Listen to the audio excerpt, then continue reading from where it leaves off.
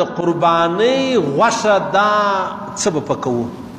پیغمبر علیه الصلاة والسلام د اسلام په اولنۍ شپو کې دا امر کړی و چې تاسو به د قربانۍ غوښې چې دی هغه ذخیره کوئ نه دا به غریبانو ته ورکوئ بیا چې لږ څه ګزاره وسوله څه روپۍ و دولت مولت پیدا سولو بیا پیغمبر علیه السلام وفرمیل اوس په هر کور کې دغونه دیګ میګ باندې کیږي کم چا چې قرباني کړې ده دا پسه دی ټوله خیراتیي هم د خوښه ده ټوله میلمنو ته ورکوي هم د خوښه ده ټوله کور ته راګرځي هم د خوښه ده خو ډېره ښه خبره دا د درې حصې که یوه حصه غریبانو ته ورکه یوه حصه چې د هغه د میلمنو دپاره کښېږده یوه حصه چې د هغه د چا دپاره که هغه د خپلو بچیانو دپاره که ډېره اسانه خبره ده که نه مشکل نشته پکې چې ټوله خورې هم ستا خوښه ده که ټوله پرېږدې هم ستا خوښه ده که ټوله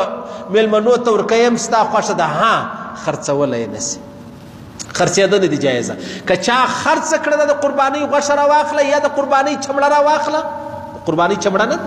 دا خرڅولی نشي که چا خرڅ کړه نو ګویا د قرباني چې د هغه خرابه سوله هغه روپۍ به بیا بیرته دی صدقه کوي هغه به خیراتوي هغه به یو غریب ته چې دی هغه ورکوي صحیح سلو